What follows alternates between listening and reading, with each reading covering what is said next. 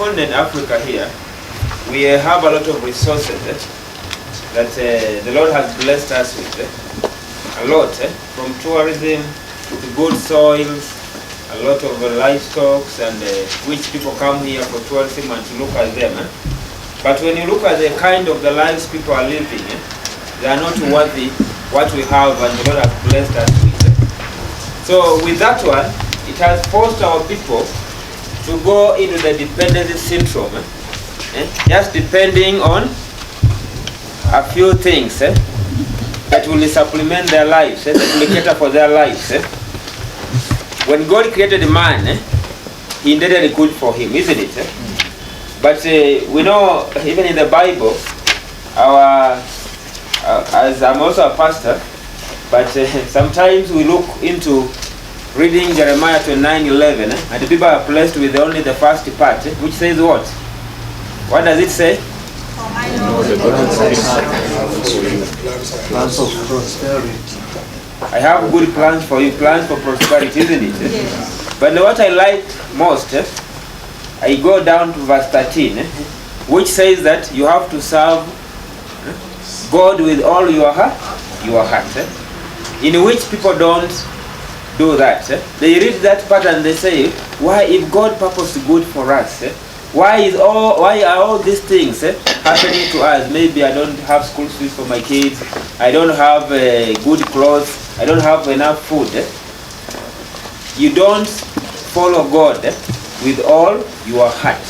Maybe 50% is for God, but 50% you are other things. You depend on some mugangas, some judges. You depend on other people to come and feed you. You depend on other people to supplement your things, which we are told that you trust in God with all your heart. So for this case, dependency syndrome has been perpetuated much in our continent. And the more we give in helping people, the more they become lazy and they forget to work. Do we see that one in our villages? Yes. Do we see that in our countries? It is created more and every day.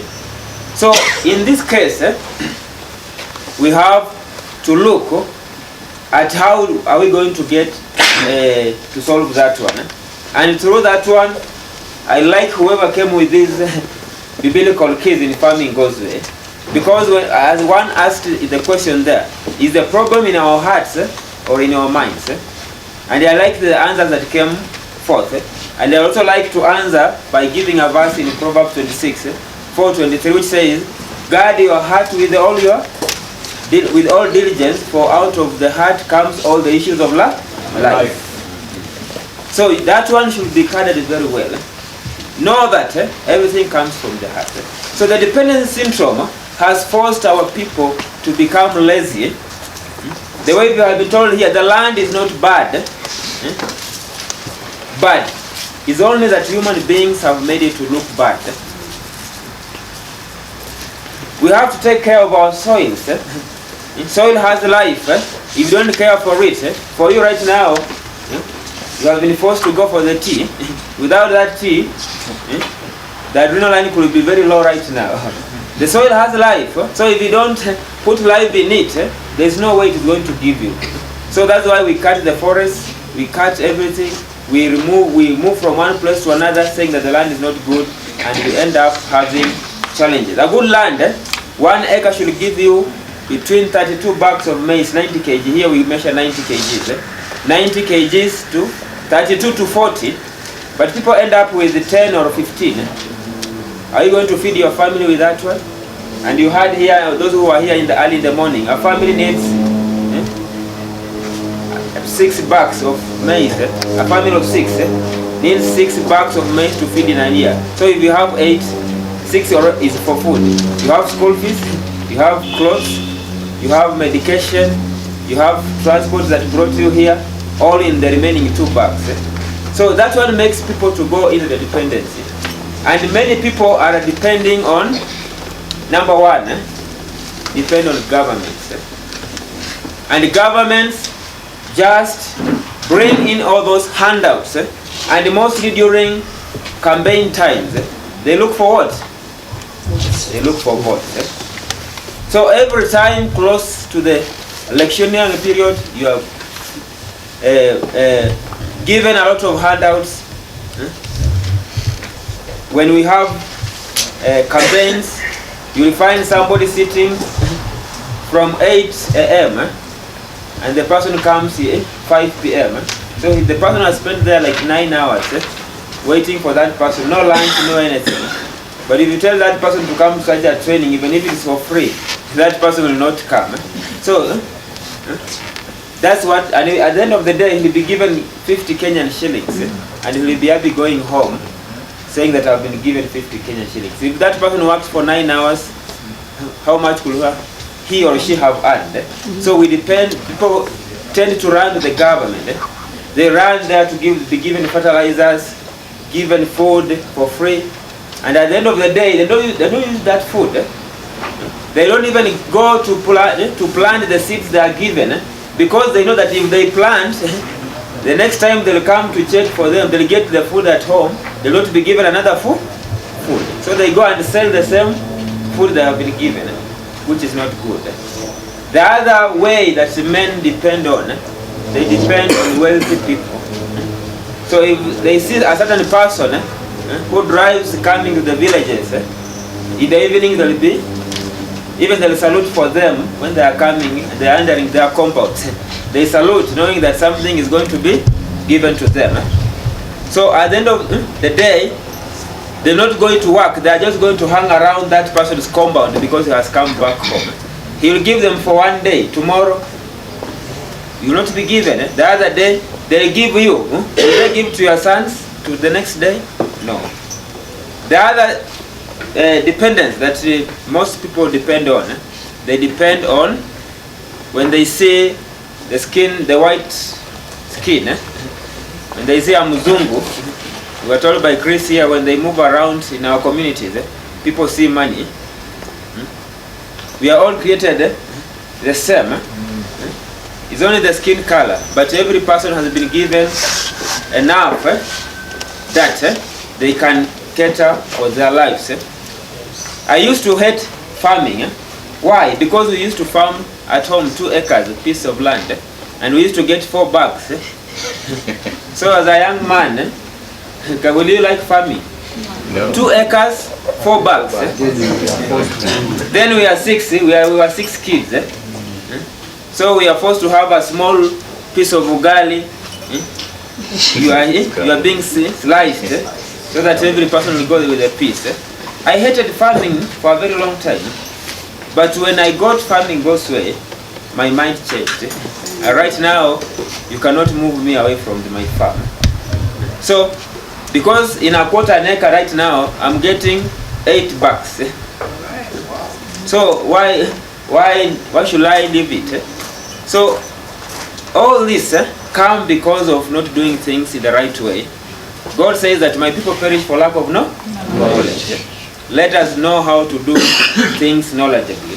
Let us know how to farm with some knowledge. Let us know how to take care of our children with some knowledge. Do your business with some knowledge. Rear your chicken with enough knowledge. If you don't use enough knowledge, the next day you'll find with 1,000 chicks, you have not taken care of something, tomorrow you find them dead. Who will you cry to? Because you do not have some knowledge on taking care of them. So the people depend on governments, they depend on the white skin, they depend on wealthy people, and the worst is self-sufficiency. Now you don't look at the white person, you don't look at the government, but yourself. You want to do the things the way you know. You saw your grandfather doing it. So you want to do it. You have heard how our friend has said there, that my work is to make sure that the soil is broken down, soft, very fine, that the seeds can penetrate, that the water can penetrate.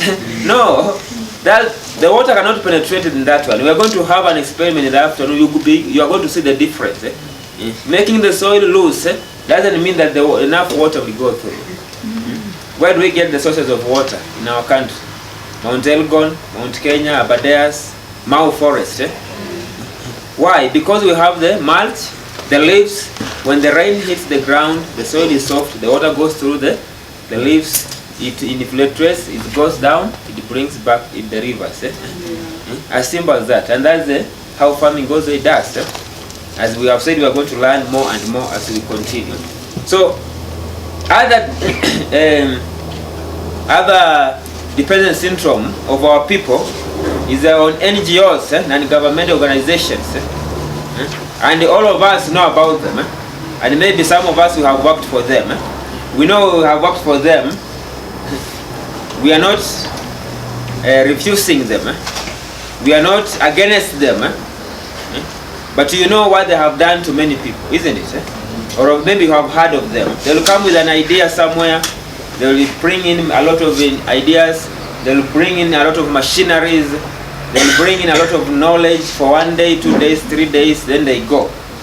After 10 years, they bought a piece of land. They installed a lot of things there, but they didn't do a follow-up. But with farming also, we do follow-up for 6 years. If you start farming with a farmer, farming goes away, we'll go with you for 6 years. By that time we'll be established, then we are going to leave you. But coming here to give you this information, why are we taking your contacts here? We want to follow you up and guarantee me that you will see a lot of messages coming to you. Don't switch off your phone. We want to build a good network that will help our people. I know everyone who has come here, in your mind, the way I've just seen you and the way people are talking here during break time, you have something at the back of your mind. You want to help your people. There are some people here who want to help their brothers. There are some people here who want to help their neighbors. There are some people here who people have been coming to their homes to borrow from them all the time. So they want to go help them farm properly so that they don't disturb them all the time. Isn't it? Is that what you have brought us here? Yes. Thank you. You see the man is happy. There are some people who every day in the morning they are knocking on your door. You know, if you don't manage well, you are forced to do 3 things. To beg all the time, to borrow all the time, and to steal. If this man sits here and he lives there 50 Kenyan shilling, you will go and step on it. So when people start moving out, you start singing head, shoulders, and knees and toes. Then you go and pick it. Which you are supposed, when you saw it, you are supposed to call him and do what? But if you don't have, how are you going to give? So the next thing is, these people now we are talking, for us to avoid dependence syndrome, and also what God purposed for us in Isaiah 58, when we read the 3 things, to loosen, to break, and maybe to throw away the yoke. Down there, we are told in verse 8, we are told that you should clothe people, you should feed people, and you should shelter those who lack the shelter, isn't it? Yes. But now, how are you going to give what you don't have? If I come to this young man here, ask him to give me 500 Kenyan shilling, if he doesn't have, he will give me. No. He's not going to give me because he doesn't have. So you have to give what you have, you have. So for us, these people need to give so that they are going to be blessed. It's more blessed to give than to receive. But people are not being blessed because they are not giving. And they are not giving because they don't have what to give. So it is a thing that has been created in their lives. Is a thing that needs to be changed. And all that one is going to come through our efforts by teaching people the right thing, the right way of doing things. Let us tell people the truth. Let them follow what they are supposed to do. Right now we are having a challenge. Even this dependence syndrome. The other day I was telling some people somewhere, a number of people that, yesterday, not even the other day, yesterday, I have a school back at home. So parents we were having a meeting. And I was telling them, most times right now we are educating our children, telling them that you go to school, learn, you will take care of your brothers and sisters. You will school them. You school, you are going to build for me a good house. You school, until you reach university, you are going to buy for me a car. I told them, take that one out of your mind completely from today.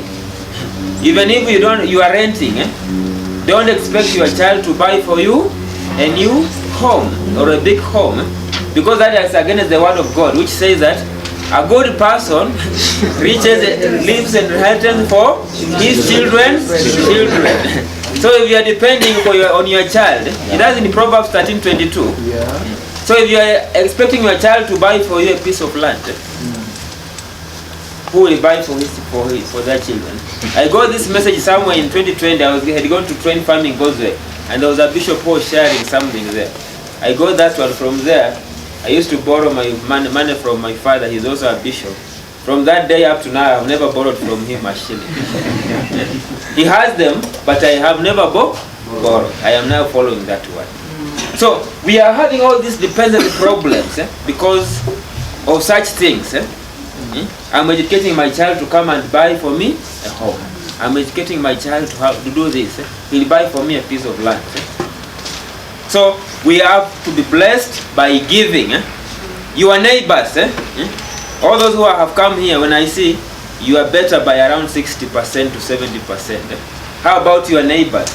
When you get this knowledge, go take to them. You start from somewhere. When I started teaching farming Gozwe, I didn't have this knowledge coming to speak before 80 people.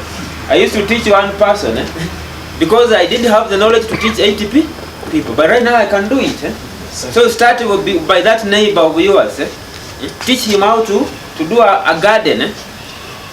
He or she can save a lot of money on buying vegetables. And that one will be a plus to you. Because if you don't teach him, you are the one who is not going to keep animals. They will steal them. You're not going to keep your chicken. Anytime they go out, they will throw some maize to them, and then they bring them to their house. When they enter the house, they close. So you need to go with this information and reach out to the people. Now, are you depending on man or God? We have to depend on God, but most people depend on man. They depend on their pastors. They depend on the MCAs, member of county assembly. They depend on their member of parliaments. They depend on presidents. Right now, people waited for the hustler fund. How many did they get? How many did they get? They were expecting something like 20,000 per person and above, isn't it? But they got 600 Kenyan shillings, which to someone even is not enough for airtime for a week, isn't it? We are not saying it is bad, but now look at that one. We are not here to criticize. We are not here to point fingers, but we are giving you a picture of what now have to be done in a good way. We need to change the way of doing things. Let us depend on God. He says that trust in me with all your heart. Don't lean on your own understanding. Let us follow what God wants. When God created the world, which occupation did He put in the world? When He created Adam and Eve, did He put them in the bank to make money and change? Put them in a hospital to treat people to get money? No. He put them on the farm. On the farm. So that's the first occupation that God intended. And Himself is a farmer. He doesn't treat people, but He can farm in the forest. He's farming in the bushes. Look at this. We are crying of water. Mugo, I saw Mugo is here. Mugo, do you water this fence? No. But we are crying. If you plant vegetables there, they'll not do well. But the fence is doing well. Who is doing that? God. God is farming our fence here. It's greener than any other part, than your vegetable garden, which is you have to water every day. So look at that thing. So God, we have to depend on God on the way we are doing our things. Let us not depend on our own knowledge. When we train you here, somebody is hearing that if farming goes away, you're not plowing. Then you ask yourself, now, if you don't plow, how are you going to plant seeds? I have not plowed my farm for 2 years since buying it. But somebody here, I have gotten a testimony. He came here to me, they're saying that I see your pictures with your name. Today I'm glad I've seen you. That farm has never been plowed for 2 years.